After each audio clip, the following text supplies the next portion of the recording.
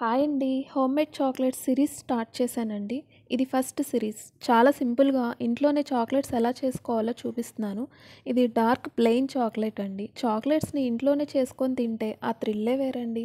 Chocolates చాలా ఫ్రెష్‌గా ఉంటాయి. చాక్లెట్స్‌ని ఫ్రెష్‌గా తినడం ఏంటి అనిపియచ్చు. బట్ ట్రై చేయండి కుదిరితే.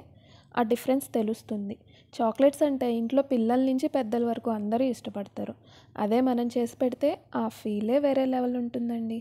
ఈ చాక్లెట్స్ కోసం నేను మోర్డే కంపెనీ వారి డార్క్ కాంపౌండ్ని తీసుకొని కట్ చేసి డబల్ బాయిలింగ్ మెథడ్లో మెల్ట్ చేసుకోవాలండి. 90% మెల్ట్ అయ్యాక స్టవ్ ఆఫ్ చేసి కలుపుతూ ఉంటే కంప్లీట్గా మెల్ట్ అవుతుంది.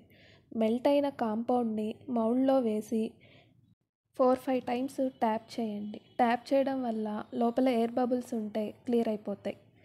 తర్వాత ఒక 10 మినిట్స్ ఫ్రిడ్జ్లో ఉంచి తీసి డీమౌల్డ్ చేయండి.